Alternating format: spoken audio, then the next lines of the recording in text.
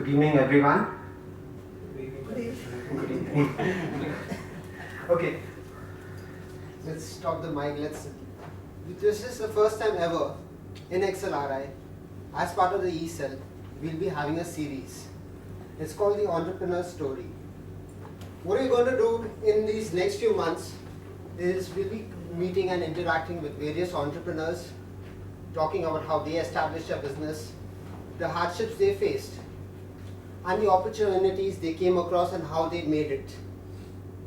As part of the series, today we'll be having Mr. Uttam Agrawal come and speak to us about his experience, the way he took his family business from a very small company to a force today in Tata Steel and other clients to reckon with. He's been there, he's done that, he knows what he talks about, and he knows how to do well. So, first and foremost, I'll ask Mr. Uttam Agrawal to please grace our dais.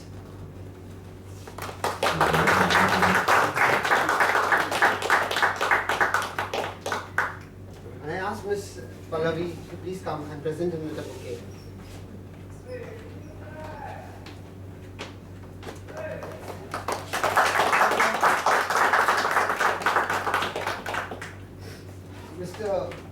We have our FPM student, Dr. Akshay Bhatt.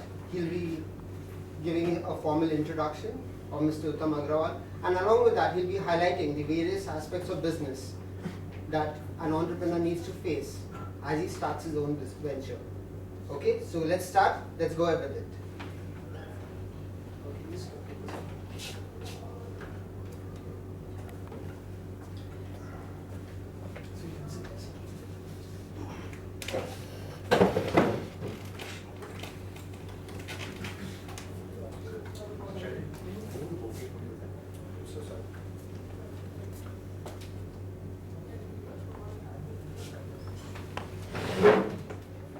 Clear. Right. Entrepreneurship is living a few years of your life like most people won't, so that means spend the rest of your life like most people can't. It sounds glamorous, it sounds... Can I just switch this on? Yes, it's working now. It sounds very glamorous, it sounds great. I'm Akshay and I'm a doctoral student at XLRI. I just finished my 2-year MBA with a batch of 11-13. And one of my core academic interests is entrepreneurship. So I've been following entrepreneurs all around Jamshedpur very closely for the last couple of months, to be very precise. So let's be very frank, honest. We don't have an extremely good audience over here in terms of attendance, but nonetheless, I'm very, very confident and sure that the people who have come are really interested. So if some of you can just come ahead, because I'll tell you why. This is an interactive session. We haven't planned anything. Tap, tap, tap, tap, nothing great. No PowerPoint presentations, no fancy tools, no quotas, 5 forces. We're going to talk straight from the heart. So this is going to be a dialogue. It's definitely not going to be a monologue. We're not going to give you any codified gyan. The internet, YouTube, you have academic classes, you have presentations, and in fact I take classes. So you can attend those sessions if you want structured way of working. So here, Mr. Uttamji is going to speak from the heart. I'm going to address you as Uttamji, if you don't mind. So please, please, please, please be interactive. Ask questions. We have a strong customer approach. We are not a multinational company. We are not Facebook. We are not next big thing. So we might not be to the younger generation's aspirations as such, but we're going to talk about the line of business we are in. So we are here to learn, and we are on the same boat.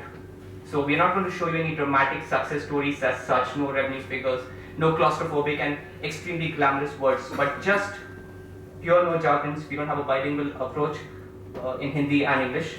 We're here to learn as well. You know, it's not that the people who are on this side of the dais know something very great. We're just as novice as most of you are. So please help us get better. This address is mostly to entrepreneurs, first time or once involved in family business, and you might beg to differ with us on many of our approaches as well. So today's agenda, we'll set up the mood, okay? Because as I said, it is not going to be a dialogue. Not a monologue. It's going to be a dialogue with both of us speaking. So we're going to define what entrepreneurship is. Nicholas, you can help me start with that later. But after which we're going to proceed with what our definition of entrepreneurs is. Not the scholarly definition, not management theory, not my definition, not his definition, but our definition. Then we're going to just briefly touch upon what SM Agrawal and company are doing, what they are basically involved in, what, why, and how do we do it. I'll tell you why. Let's take his example as a case study story. In my classes, in specifically when it comes to the secondary BM, we talk about case studies, we talk about a lot of gyan, we talk about case study solutions, but none of us can feel it. So since we have a crowd who can at least connect the dots, it'll be really great if you can connect his examples and proceed on. What are the challenges, opportunities? Again, I'm not talking Facebook language, I'm not talking Apple language, I'm going to talk local entrepreneur language. Context would be restricted to Jamshedpur, Jharkhand, Orissa, and if you have any other plans as well. Vision, mission, does it really matter? I mean, we are like bipolar ends. He's someone who really does not believe in theory, but being a doctoral student, I know how important and impervious theory is to any business environment. So, does it really matter? I'll address those questions very specifically. How to start a business? Our take. Not Porter's take, not any resource-based strategy take, but our take. The way, and our take is our take by Focal.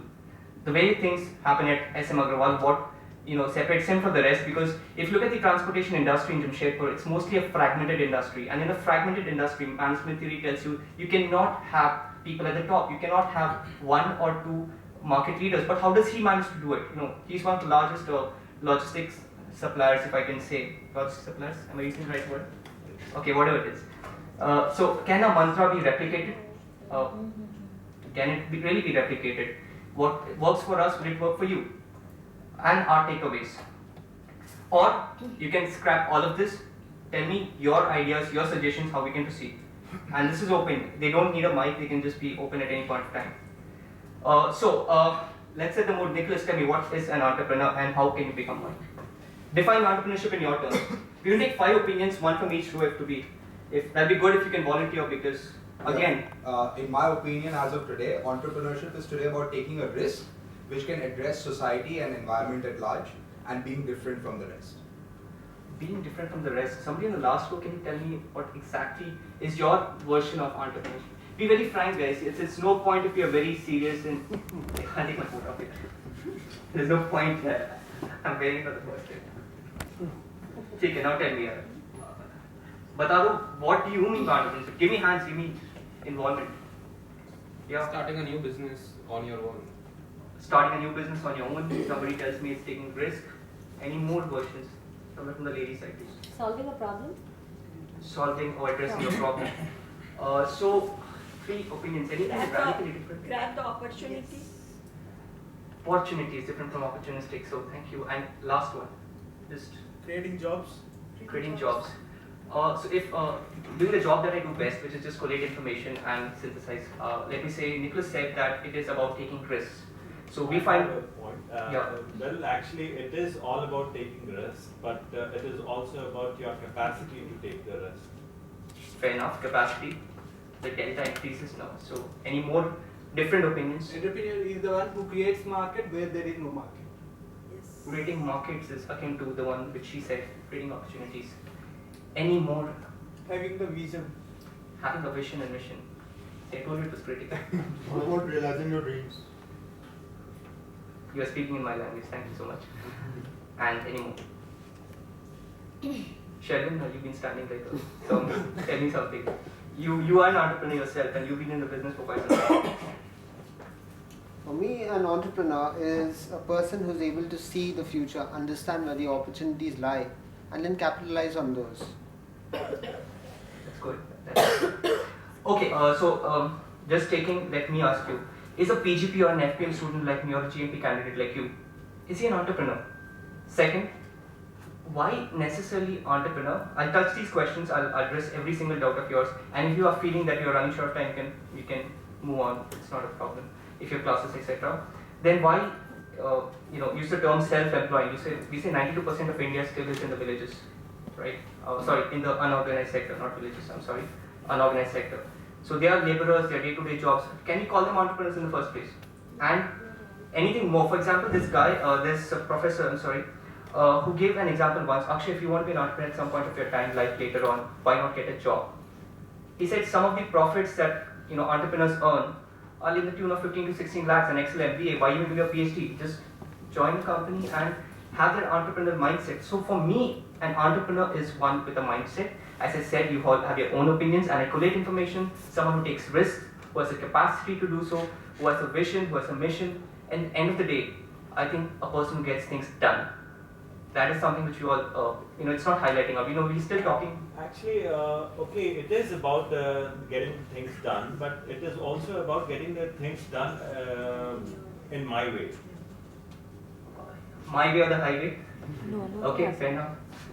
Good. See, yeah. anybody can create something else, but entrepreneurs are towards money. So money is the main point. So if I think SM Agrawal will beg to differ with your version, but nonetheless, as I said, thank you so much for your opinion. In addition to money, can you think about something? Money would be a very, monetizing is a negative term. That's what we thought. If money minus, I think it's not an entrepreneur itself. Okay, so a person. So what about social entrepreneurs then? They are also creating money, virtual money. Actually, I've done. I taught social entrepreneurship. If I can just give the academic definition, a social entrepreneurship is one who addresses the value of the society and then thinks about money. So I just want to beg to differ with your opinion, but nonetheless, I definitely take it with an open session. So, any more ideas which can set the tune? So nonetheless, I think we've understood. But we've finished with 5 opinions of why be an entrepreneur, what's an entrepreneur. More or less, we are on the same boat. Somebody says money, somebody says profit, somebody says risk-taking ability, somebody says capacity to take risks, untapped opportunities, and so on and so forth. The academic definition, and after this is the last time I'm going to be academic, the PhD guy is going to walk off and the entrepreneur is going to take over, is the scholarly meaning. And this more or less covers whatever you said. It was by the French economist Richard Cantillon. He says, let me stress, an individual. It's not a company, it's not a firm, it's not a society. It's an individual who organizes, operates a business or a set of businesses. Again, operates, organizes a set of businesses, takes the financial risk to do so, which is very, very important. Managers talk about plans and business plans and so on, ideas. Youngsters like me who do PhD talk about scholarly management theories getting addressed. That's another thing. But an entrepreneur is the one who takes the financial risk to do so. That differentiates the rest. And more importantly, in Keynesian economics, I'm sure some of you have been taught about that in the first years, sets price, resells, and in an uncertain environment takes decisions. So taking decisions is very important. And last, all this while taking a risk which is higher than the hackneyed version of risk. A risk to Sheldon and risk, according to me, is not an entrepreneur's risk. So, wow, that's about it. We've understood what entrepreneurship is, and that was my main idea. And please be interactive. That's what we're going to do today, because Uttam's going to talk about his company, but the fact is, it's your questions he's going to answer. So, is it not glamorous when you talk about all this PDCA, SWOT, Porter's 5 forces, blah blah? And trust me, while most entrepreneurs try and discount this and say this is all gyan, yeah, cut the crap out. Trust me, these things are very important. These tools have been arrived with years of hard work by actually observing human psychology and behavior. So it's not total gyan. Wherever required, you can tell me how these tools would fit in his context. I'll address that flatly. So Uttam Agrawal thought so. He thought, okay, I'm entering my dad's business, fine. I'll give him the place, but before that, let me tell a bit about him. I asked him his age. He said 18 till I die. He started off with a small setup. He has a wonderful wife and 2 sweet children. How many girlfriends? I have no idea. Okay, and nonetheless, TK. Ramses College, Delhi University, and he did his PGCDM at XLRI. Short-term SSI, that's a fancy course. 3 months he had to spend here with Professor Prabal Sen, etc. Loves music and something good to go along with that music. That could be my company as well. So about a good man Friday. Friday is his happiest day of the week. Over to you, sir. I'll have to do this. You can address them from there. So you can stand up. It's okay if sit and speak.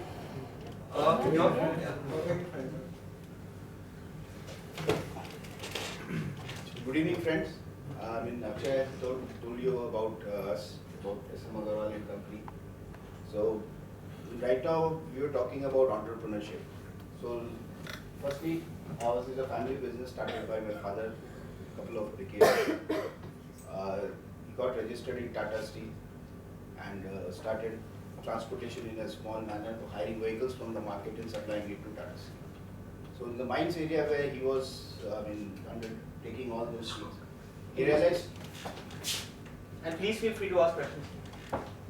in the mines area he was, can you hear me now? Yeah. Mines area he was like adding vehicles from the market and giving it to Tata Steel. There he realized a couple of decades ago like new flats are coming up, officers for the guest house and also one day, I'll tell you just a small story because we started off with talking about entrepreneurship and instead of me defining it, I just tried to convey this through a small story. So my father went to the boss of Tata Steel and they said, you are having a lot of civil work going on, so apart from transportation, I also want to do civil jobs. So the boss asked my dad, are you a civil engineer? My dad, hardly with any education with him, he just started. He said, no sir, I'm all engineer. Then there were a couple of junior officers who was sitting in that room. They started laughing. And the boss told his junior officers, you guys are fool. What he's saying is correct. Then he'd ask him, you tell me how. Boss asked him, how? Tell me how. Then they said, how sir? Then the boss said, what's his basic qualification? Being of a Marwadi family, my dad was built like that only. So my father was popularly known over there as Sage. So the boss said, what is his basic qualification? That he is a Sage. So what does that mean? That he's got money, some money. So he says he wants to do civil job. So what he'll do with that money, he'll hire some labor, hire an engineer, buy this man, then construct the house and give it to him. So what's wrong in it? So couple of decades back, entrepreneurship was that easy, but not today, I guess. So I'm also here to learn, and it's just that if I happen to be on the other side of the audience, that doesn't make me an expert. This is how, you feel free to ask questions regarding whatever you feel like. And about our company, it's family business started by my father. Now we are into logistics. We are having our own fleet, and then our customer profile is we're working for Tata Steel, Jindal, SR. So now you might be saying you're dependent on just one or two customers, and that has been with us from past 20 years. So you might say we are putting a lot of risk in one customer only, but for us we view it differently in the sense customer like Tata Steel, Jindal, their logistical requirement is different. Different types of logistics they would require. So that creates a different segment for us, gives us a flexibility in which are the types of vehicles we should be having with us, what will be their types of routes they will be flying on, and then types of consignment handle, inward logistics, outward logistics, and things like that. So you can just briefly tell about how we started off from 1976 to 2012 where we are today. Just succinct. And what have been your strategies for that matter? Why have you just emphasized that you have just one or two clients? Isn't it like putting all your eggs in one basket? Isn't it very risky? You've not diversified your risk. How many routes you operate? What kind of routes you operate? How do you put your office setup? If you just very briefly touch upon. So my father's business, I started looking after it 15, 16 years ago. So for me, it was learning everything from the scratch. It's not that I've been handed over the chair, so I know everything. So what I did is, our basic, apart from Jharkhand, our bulk of our business was where Tata Steel had their mines and plants and all. So I used to visit those places, see what was the current business that we were doing and what are other things that we can add along with the transportation. So there we observe like suppose if you are handling an odd dimensional cargo.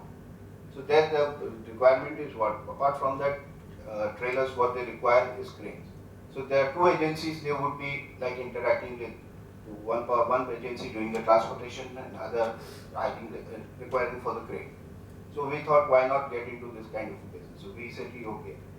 We also asked them, we will probably apart from transportation, we can provide you with the cranes. They gave us an opportunity, and that's how 8-10 years ago we got into the business of cranes also, which was a highly lucrative area, and we are still continuing it to do so. So just to summarize what he said till now, in 1976 he started off on a very small note. Any questions? Please. Yeah. I mean, while you are starting this, let's say, as you are telling one example also, how do you feel financially? For example, even the civil construction, what magnitude you can take and what is your financial position? Or how do you correlate? Suppose if you are having X, I can take 5X like that. How do you see, suppose one venture, one opportunity is there, what is your existing present financial strength and how best or that, how do you see the correlation? I mean, in that example, after that, I just forgot to add. In civil work, we had stopped doing probably 15 years ago. And then if you've been to Jubilee Park, you see that there was a skating rink next to Nico Park, Children's Corner. That was constructed by us. The civil job we have stopped doing probably say early 90s. From then, after that, we have entirely concentrated on transportation and logistics and trains and things like that. So, in the same, for example, in the transportation, you feel the potential of 50, 100 tracks, but according to your financial strength or some basis you will take, okay, I will take 10 or 50. So how do you work it on that area? See there, I mean, it's not, it doesn't make it, if I buy certain opportunities there, then if we buy so many trucks, if we try to balance it with our own vehicles, then either hiring it from the market, and then we have, then my banks and all, then we have private lenders to which arranging if certain capital is required, and that is the way. Because running a core business like this, transportation, where capital investment, and you have to be ready with the capital any time because there are certain opportunities, so you'll be in a position to invest. That is it. So I'll just add in something because I analyze people's entrepreneurs' behaviors and all that. So to be very frank, let's appreciate that it's a very small setup. Jamshedpur is a small, end of the day, it's still a small city, and yet he has a fleet of 40 to 50 trucks. That is slightly big. Although you say with great humility, but for a student like me, yes, there is something of high magnitude. So he started on a very small note, and you've expanded to places like Calcutta, Burpil, Pradeep, Jordan, Normandy, and Cuttack, and so on. These are like not very close to each other, not clusters, it's not fragmented, it's like they're quite far off. And I analyzed a couple of transporters. They have a strategy which is very simple. Either fly trucks on the same route. For example, if I have Delhi to Jamshedpur, what I'll do is I'll become a cost leader. That's what Michael Porter said. I'll focus my trucks only on one route and get better and better and better till I reach an efficient point. The second operation is, the second thought process is, check this out, let me start something totally different, totally new. I'll be a differentiator. I'll send small trucks to different parts of the country, and no kind of job like that has been done before. So what is your strategy? Do you focus on optimizing one route, or do you focus on, okay, here are my clients, and wherever they want, whichever part of the country, I'm ready to do stuff for them. And younger entrepreneurs over here, or would-be entrepreneurs, or people who are anyway interested, you can ask him questions, or we can also ask you, is it better, we can discuss this, is it better to start, given the quantum of risk, we can feel, I don't know how much, but his business, yes, expands to around 20 crores also. So given that kind of business, what is the optimal risk-taking thing? Let's have an open round. What do you think would have been better? Optimize on one route, given the fact that in 1976 he started off on a small route. What would have been your way of doing things? Optimize on one particular route, or wherever you want, I'll send my stuff across. It's an interactive session, we have to talk. What did you do then?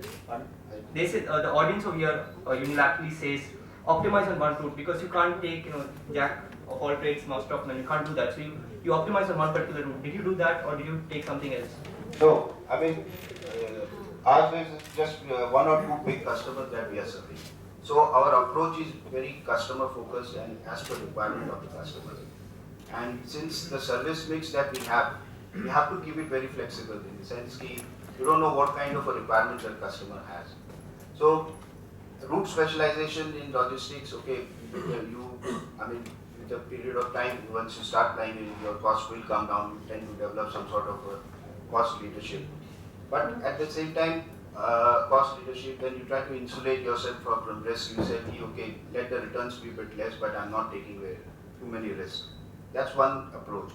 But for us, though, with customers, like the requirement might be different incoming logistics to a plant, outgoing logistics to a plant. So there, and we have to take a decision whether these are the routes where we are going to fly our own vehicles or we hire them from the market, and then so that whatever the requirement of the customer, we are in a position to fulfill that. So So that, I mean, instead of having a two specialized, since we are just one or two dependent on one or two customers, and whose logistical needs are different, incoming, outgoing, by road logistics, they have different types of. So we keep that flexibility with us so that we are able to service them better as per their requirement. So blend of flexibility and rigidity is what you just said. But the kind of business he's in, it's not like, as I said, not an IT firm where an idea can take you places, but more or less rather something of the sort that it requires a high working capital. Yes. So how do you do that? If you just touch upon that, and can you your advice to youngsters over here who could be say interested not in the same line of business as you are, but Capital, as far as capital is concerned, okay, since we are working with Tata Steel, so in that way we get other advantage in the sense that approaching the banks for funds is easier. They say, okay, this particular company is working for a credible customer, so they have certain credibility in the market. They have system in which they are operating, and then you need to have those securities and yields so that you can get those credit you are looking at. Then at the same time, if you are not in a position to raise the same from the banks, you should have a backup plan. So, I mean, arranging the same from your friends, the private lenders, relatives, like that.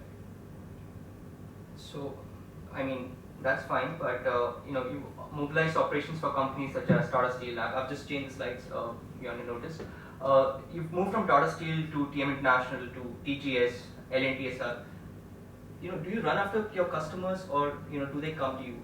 You stress. I mean, you're the first Madhu businessman, to be very frank and honest, who's very much stressed on the fact that you go by relationships, you don't go by profits.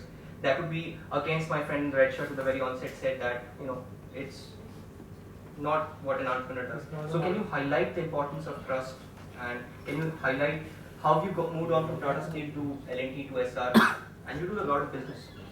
So how do you do that? See, since we are in the business of cranes also, so apart from Tata Steel, we have to be with companies like who are doing a lot of EPC contracts. L&T is one of them, TGS is one of them. They require transportation or dimensional consignment transportation, then cranes of all capacities in it. And how we got into L&T, we were, let me tell you, 4 or 5 years back, we were working for Tata Steel. They have taken up a project of capacity expansion in the mines area, where L&T was the main contractor. So they saw that SM Agarwal is bringing all the material, be it incoming, outgoing, and providing them with the cranes and all. So they approached us, then we said, okay, why don't these are the routes where we have our own requirements. So why don't you do business with us also? So that way we got it. Then SR projects also, Tata Steel recommended TT from this particular place in Jamshedpur, you need to take your material to Paradip. You are looking for a logistics service provider. We can tell you who's been there with us for a long time, and they suggested. So that is how we got started getting business from SR projects. That is how. How many of you want to do business in Jamshedpur? Yeah, we can get to that question first. I have a question. How much networking is important? Like in your business, how networking works, and it helps in your business to expand from Tata Steel to SR. See, networking is very important in the service industry that we are serving. So you have to be in touch with your customers. You have to visit them. I mean, because see, far off places that we are serving, it's Jharkhand, Odisha, parts of Bengal. So that keeping that active network with the customer is very important. So we are doing that. How do you maintain that, sir? How do you push on that? I mean, we all try to be in touch with our clients. Yeah. What more do you do that others don't do that you get the contract? And that Yeah, others I'd don't just do? like to add on to that, whatever Sheldon said, just taking away from him, because we've interacted earlier. So you at one point stressed, Akshay, I don't use my contact. We've met on so many occasions. You meet a lot of people over your dinner table, and next day office, you want some work done, you don't call them up till there's an optimal time where you start doing things. How do you get that done? Can you just highlight what are your mantras of networking with people? How do you just do it?